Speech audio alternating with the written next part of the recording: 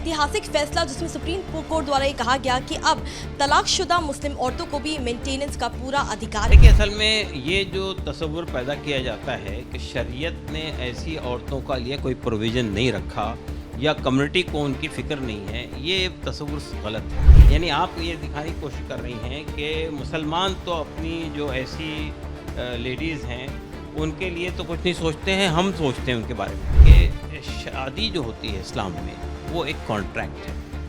Contract ख़त्म हो गया तो लायबिलिटी ख़त्म हो गई। इस बात को समझने की कोशिश की जाए। ये हस्बैंड पर लाइफ लॉन्ग मेंटेनेंस की लायबिलिटी नहीं है एक्स वाइफ की। कैसे हो सकती है, आप मुझे बताइए। सुप्रीम कोर्ट का ऐतिहासिक फैसला जिसमें सुप्रीम कोर्ट द्वारा ये कहा गया कि अब तलाकशुदा मुस्लिम औरतों को भी मेंटेनेंस का पूरा अधिकार है। हमारे साथ बात करने के लिए all India Muslim personal law board से काजिम रसूल इलियास इस वक्त हमारे साथ मौजूद है। इलियास, आप बताइए, all India Muslim personal law board ने जो प्रेस कॉन्फ्रेंस की उसमें आप लोगों ने कहा कि हम चैलेंज करेंगे इस वर्डिक्ट को, हम हर वो तरीका अपनाएंगे जिससे कि सुप्रीम कोर्ट अपने इस फैसले को पलट सके। तो क्या वो तरीके हैं? देखिए, जितने डेमोक्रेटिक कंट्री के अंदर अवेलेबल रास्ते हैं उन सबको हम एग्जॉस्ट करें। वो रास्ता जो है यानी रिव्यू पिटिशन का भी रास्ता है, वो रास्ता जो है डेमोक्रेटिक रास्ते भी हैं, वो रास्ता जो है लॉ बनाने का रास्ता भी है पार्लियामेंट के ज़रिए से, जो पहले भी हुआ था इससे पहले। तो जितने रास्ते अवेलेबल हैं हमारे लिए, हम ये देखने की कोशिश करें क्या क्या चीज़ें अवेलेबल हैं, उन सब का इस्तेमाल करें। एक और बात, जो आप कहते हैं कि सारे तरीकों का इस्तेमाल करेंगे क्योंकि कॉन्स्टिट्यूशन के तहत, कॉन्स्टिट्यूशन में जो महिलाओं का अधिकार है मेंटेनेंस का, एलिमनी का, उसके तहत ही सुप्रीम कोर्ट द्वारा जजमेंट सुनाया गया। लेकिन ये पहली बार नहीं है जब सुप्रीम कोर्ट ने मेंटेनेंस को लेकर के कोई फैसला सुना है। 1985 की बात करें, शाबानो केस की बात करें, सब जगह औरतों को उनके हकूक़ के लिए, औरतों को उनके अधिकार के लिए सुप्रीम कोर्ट ने हमेशा कहा है कि उनके जो इन लॉज हैं उनको मेंटेनेंस दें, उनको गुजारा भत्ता दें। देखिए, असल में ये जो तस्वुर पैदा किया जाता है कि शरीयत ने ऐसी औरतों का लिए कोई प्रोविज़न नहीं रखा या कम्युनिटी को उनकी फ़िक्र नहीं है, ये तस्वुर गलत है। यानी आप ये दिखाने की कोशिश कर रही हैं कि मुसलमान तो अपनी जो ऐसी लेडीज़ हैं उनके लिए तो कुछ नहीं सोचते हैं, हम सोचते हैं उनके बारे में। तो ये तस्वुर मत पैदा कीजिए मुसलमानों के बारे में। हमारा कहना ये है कि शादी जो होती है इस्लाम में वो एक कॉन्ट्रैक्ट है। कॉन्ट्रैक्ट ख़त्म हो गया तो लायबिलिटी ख़त्म हो गई। इस बात को समझने की कोशिश की जाए कि हस्बैंड पर लाइफ लॉन्ग मेंटेनेंस की लायबिलिटी नहीं है एक्स वाइफ की। कैसे हो सकती है, आप मुझे बताइए। अगर आप इस तरह का कानून बनाएंगे, दिखने में बड़ा अच्छा लगता है आपको कि आपने एक कानून बना दिया, लाइफ लॉन्ग मेंटेनेंस देना है, एक औरत है, बेबस है, परेशान हाल है। लेकिन अगर ऐसा कोई कानून बन जाएगा तो हस्बैंड क्या करेगा? तलाक कब होती है? तलाक उस वक्त होती है जब शादी कंटिन्यू करने की पोजीशन में न हो, दोनों भी हस्बैंड वाइफ। जब ज़िंदगी अजीरन हो जाए, दूबर हो जाए, घर नर्क बन जाए, तब जो है वो तलाक होता है। लेकिन अगर हस्बैंड को ये लगेगा कि तलाक के बाद भी ये मुझ पर एक लायबिलिटी बाकी रहेगी, मुझे ज़िंदगी भर इसको एलिमनी देनी है और कितनी देनी है वो कोर्ट तय करेगा, तो वो तलाक नहीं देगा। तलाक नहीं देगा तो ज़िंदगी वैसी रहेगी बनी हुई, उस औरत के लिए जहन्नुम बना हुआ रहेगा। या ये कि उसको मेंटेन नहीं करेगा, उसको छोड़ देगा। ऐसी बहुत सारी ख़वातीन हैं जिनको तलाक नहीं मिल रही, मोहल्ला खड़ी, वो चाहती है कि तलाक मिल जाए, कि हमको छुटकारा मिल जाए। तलाक देने के बाद औरत आज़ाद होती है, वो दूसरी शादी कर सकती है, वो अपनी ज़िंदगी गुजार सकती है, वो जॉब कर सकती है, वो बहुत कुछ कर सकती है। लेकिन अगर आपने हस्बैंड के ऊपर ये रख दिया कि उसको शादी के बाद भी, तलाक के बाद भी उसको मेंटेनेंस देना है, लाइफ लॉन्ग मेंटेनेंस देना है, तो हस्बैंड नहीं देगा, तलाक ही नहीं देगा। तलाक नहीं देगा तो क्या होगा, आप समझ सकती हैं। तो हमारा कहना ये कि ये जो आप कहते हैं कि औरतों के लिए बहुत बड़ा काम हुआ है, बहुत बड़ा, मेरा ख्याल ये कि ये कोर्ट ने कॉन्सिक्वेंसेस पे गौर नहीं किया। इसके कॉन्सिक्वेंसेस क्या हो सकते हैं। तो अगर ऐसा हो जाएगा तो वो औरत के हक़ में नहीं है, औरत के ख़िलाफ़ चला जाता है ये फैसला। लेकिन कोर्ट ने संविधान के तहत, संविधान की रक्षा करते हुए एक धर्म के पर्सनल लॉ से ऊपर ये फैसला उठाया है। तो आप ये मानते हैं कि जो चीज़ शरिया लॉ में है नहीं तो वो लागू भी नहीं हो सकती, आप ये मानते हैं? देखिए, sharia law is well protected with the constitution of the country. आप ये कहिए मत कि शरिया लॉ जो है वो कॉन्स्टिट्यूशन से अबव है या कॉन्स्टिट्यूशन से कॉन्ट्रडिक्ट करता है, ऐसा नहीं है। हमारे देश के अंदर मुसलमान शरीयत एप्लीकेशन एक्ट पर अमल करता है, जिस तरह Hindu code act Hindu law पे अमल करता है।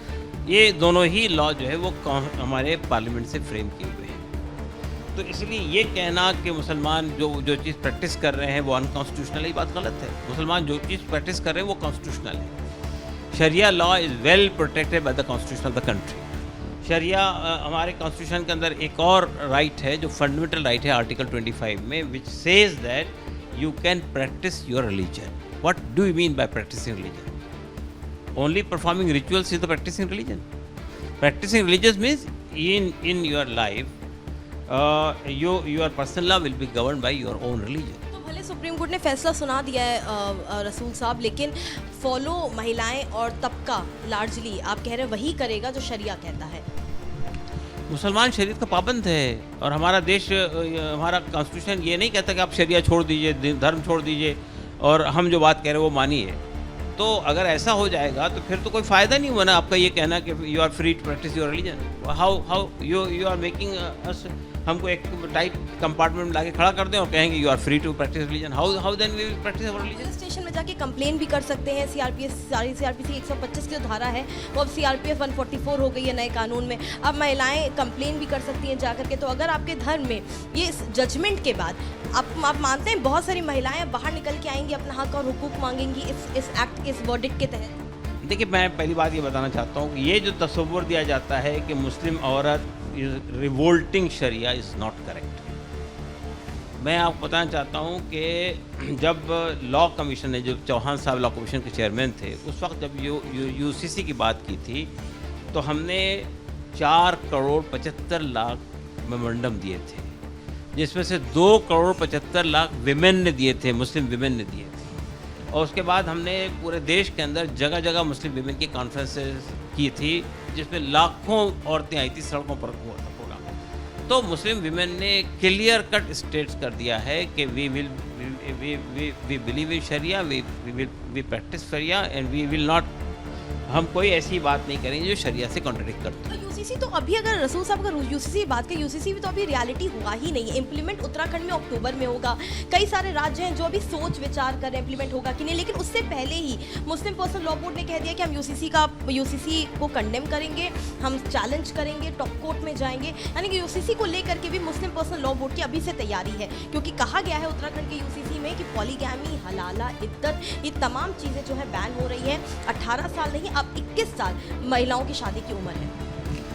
देखिए, पहली बात मैं ये कहना चाहता हूँ, India is a diverse country. We have multi religious, multi cultural, multi linguistic society. Constitution ये डाइवर्सिटी को प्रोटेक्ट करता है। Anything which disturb the diversity of the country will create problem for people. जब हमारे देश के अंदर कुछ लोग ये कहते थे हिंदी, हिंदू, हिंदुस्तान, तो सबसे बड़ा रिएक्शन तमिलनाडु से आया था। तमिलनाडु ने रिएक्ट किया, नहीं हम नहीं मानते हिंदी। तो मैं ये कहना चाहता हूँ, जब भी आप इम्पोज करने की कोशिश करेंगे, आप ये कहेंगे एक धर्म होना चाहिए पूरे देश के लिए। हमारे इधर प्रधानमंत्री ने कहा था वन कंट्री वन इलेक्शन। तो वन कंट्री वन इलेक्शन को अपोज कर रहे हैं लोग, कर रहे हैं, नहीं कर रहे। तो डाइवर्सिटी जो है इस देश की विशेषता है। डाइवर्सिटी को आप जब भी डिस्टर्ब करने की कोशिश करेंगे, समाज के अंदर केओस पैदा हो जाएगा, समाज के अंदर इंतशार पैदा हो जाएगा। तो हमारा कहना ये है कि यूनिफॉर्म सिविल कोड के नाम से जो चीज़ लाई जा रही है, that will create problem for not only Muslim, for all the people of the country. AIMPLB के स्पोक्स पर्सन कासिम रसूल इलियास पूरे मामले पर। हर्षद चंदवानी, वीडियो जर्नलिस्ट परवेज के साथ फॉर रिपब्लिक TV।